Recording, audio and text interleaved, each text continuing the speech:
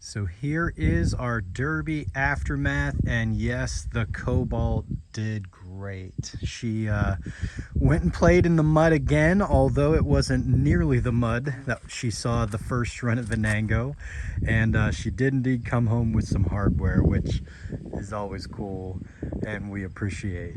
Uh, Ended up taking it to the Transfer Harvest Home Fair. Shout out again to John Lucas, not only for hitting me up with the parts for the right front wheel, which held up incredibly well and did exactly what you'd hope, but he kind of was the fun of it. There's thunderstorms again all throughout Western PA. When you know Derby Day, it's just like the weather goes nuts. And I was like, I don't want to take it to another mud bowl, and I mean, my tires are stock, and I just don't want to trash the car after I got it fixed and had a buddy help me out. I mean, I don't want to do that. And I was messaging him. He got there a little bit earlier. It's nearer to where he's from, and he's like, nah, it's pretty solid. Like, come, and if it is a swamp, just don't run. I'm like, yep, that's my mindset as well. Let's do it. So you can see the back end folded up perfectly. In fact, if you look again, just a simple little press up of the trunk, and look at that baby. Oh, did she fold up exactly how you'd hope. Raising a little bit up off the ground, perfect. Again, that's kind of my danger line with the stock tank, which you can see there, the stock fuel cell. And again, folded up beautifully. It was muddy. Couldn't get a ton of traction again with the stock wheels. I even had the groove tire, homemade tread I made on the passenger side, which it's flat now. It wasn't flat in the Derby or last night. Throughout the night, it went flat. It was an older tire. But she did great. Think there was 10 of us total. Just tried to keep the front end clean, going a couple runs. A couple guys there were flying around, putting on big licks. Really kind of was able to drive the Derby I was hoping to. See, this spare tire went flat. I think I got into a guy's left wheel, and I think it actually busted his axle, and it blew my tire out. It was a loud pop. I thought it was his tire at first, but I was like, no, I think that might have been my tire, because it was a little bit lower after that, but not a big deal with those spares. But got all the way down. I think it was 10, I said. Got all the way down to, ended up being John Lucas, the guy that hit me up with the parts, and myself. He had a Cavy there, well built, just nasty little thing. And front end hadn't been touched. Had the rebar probably was a little bent like it is now, because I'd pressed a couple times into some people, not hard, but just protecting the wheels. And I said, you know what?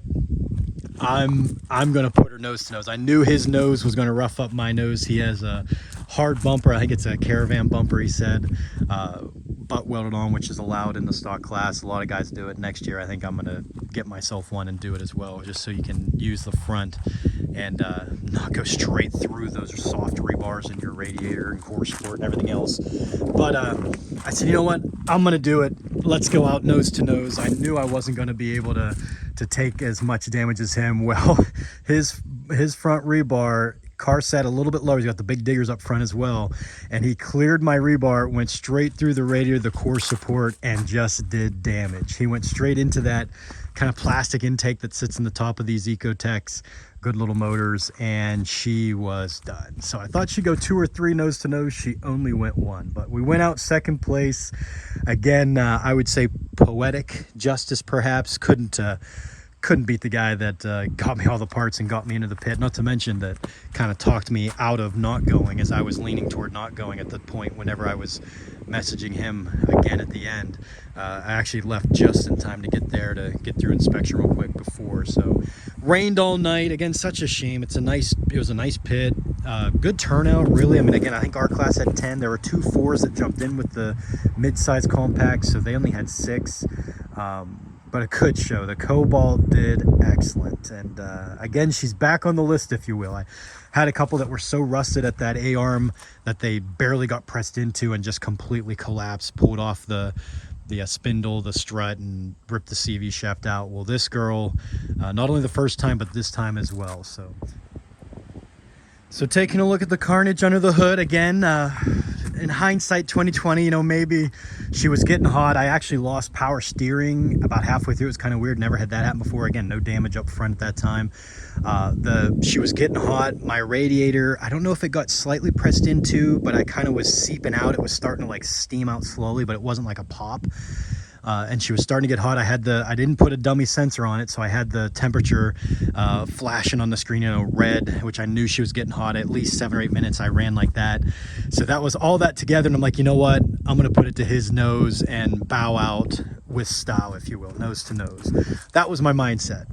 Hindsight 2020, I probably should have, it was already starting to flutter, she was getting hot, maybe just tap her out softly, pull the battery terminal. I've seen a number of guys do that, pretty obvious actually too. It's like, come on man, at least be subtle about it. And maybe save her for another run, as not only was the back end perfectly pressing up, the wheels were clean, and as long as the motor wasn't too cooked, she was going to run again. But didn't do that. Put her nose to nose, and you can see the carnage. Move the trophy here real quick. You can see the core support used to be right over that radiator, and it is now about a foot back into that intake. Again, he cleared his rebar, not only that hard bumper, but it went straight into my core support. Turn it over and it just clicks. So I'm pretty sure these Ecotechs need that kind of bizarre plastic intake that the air box kind of runs into and all that. So I believe she's cooked, unfortunately.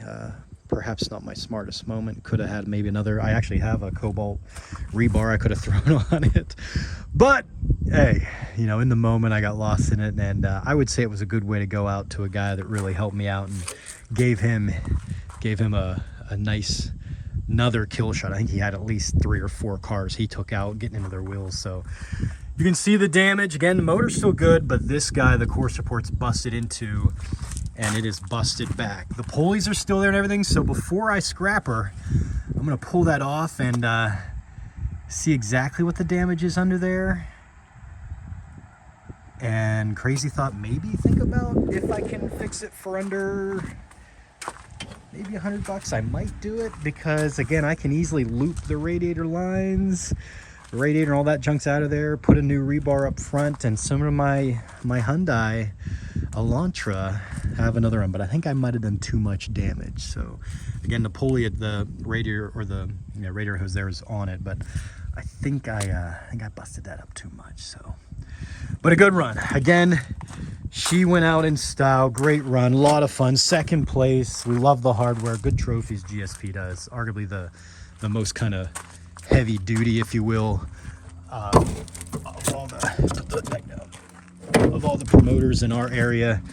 Nice trophy, big trophy, and we love it. So 2007 Chevy Cobalt, she did great. Shout out again to John Lucas, a bunch of Derby guys really help you out. I mean, just a great community, and he really helped me out with this one. And good run, a lot of fun.